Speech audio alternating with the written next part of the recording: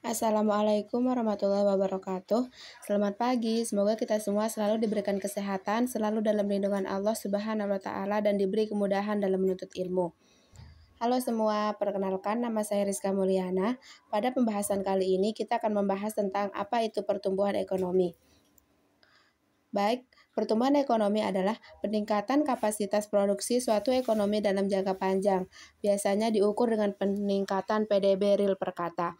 Yang kedua, faktor yang mengukur pertumbuhan ekonomi, yaitu yang pertama produk domestik bruto atau PDB real sebagai indikator utama, kedua PDB nominal PSPDB real atau menyesuaikan inflasi, ketiga pertumbuhan PDB per kapita sebagai indikator kesejahteraan, dan yang terakhir batasan penggunaan PDB sebagai indikator kesejahteraan atau tidak memperhitungkan distribusi pendapatan lingkungan dan lain-lain. 3. Faktor-faktor penentu pertumbuhan ekonomi. A. Faktor produksi, yaitu modal, investasi dalam mesin, peralatan, infrastruktur, hubungan antara akumulasi modal dan pertumbuhan ekonomi. Tenaga kerja, jumlah dan kualitas tenaga kerja, pentingnya pendidikan, pelatihan, dan kesehatan. Sumber daya alam, ketersediaan sumber daya alam dan pengelolaannya yang berkelanjutan. Yang B, faktor produktivitas. Produktivitas yaitu output per unit input atau tenaga kerja, modal, peningkatan produktivitas sebagai kunci pertumbuhan ekonomi. Teknologi, inovasi teknologi dan adopsi teknologi baru, peran dan pengembangan. Efisiensi, penggunaan sumber daya efisien dan minim pemborosan. Yang keempat, model pertumbuhan ekonomi Solos One. Model neoklasik yang menjelaskan pertumbuhan ekonomi jangka panjang, peran akumulasi modal, pertumbuhan penduduk dan kemajuan teknologi, konvergensi ekonomi. Negara-negara miskin cenderung tumbuh lebih cepat dari negara-negara kaya. Yang kelima, peran institusi dalam pertumbuhan ekonomi. Sistem hukum yang kuat dan penegakan hukum yang efektif, stabilitas politik dan pemerintahan yang baik, pasar yang kompetitif dan efisien, akses keuangan, hak milik yang terjamin. Yang keenam, peran investasi dalam pertumbuhan ekonomi. Hubungan antara investasi dan pertumbuhan ekonomi. Jenis investasi, investasi fisik, investasi manusia, investasi dalam riset dan pengembangan, peran pemerintah. Peran pendidikan dan kesehatan dalam pertumbuhan ekonomi. Modal manusia sebagai faktor penting dalam pertumbuhan ekonomi. Investasi dalam pendidikan dan kesehatan meningkatkan produktivitas kerja.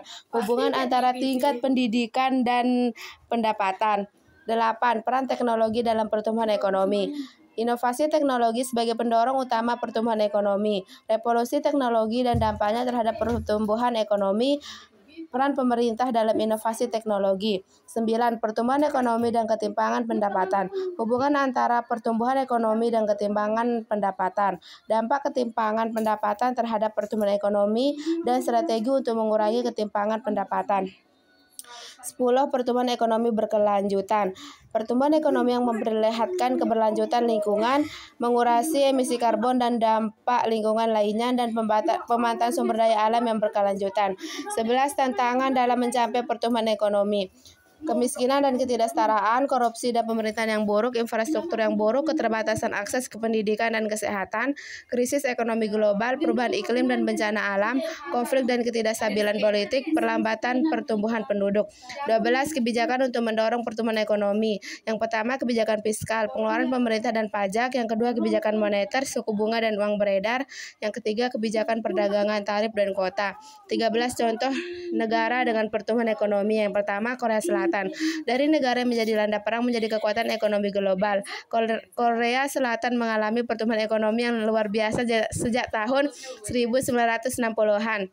Hal ini didorong oleh investasi besar-besaran dalam pendidikan, infrastruktur dan pendidikan manufaktur, serta kebijakan pemerintahan yang mendorong ekspor. Yang kedua, Singapura.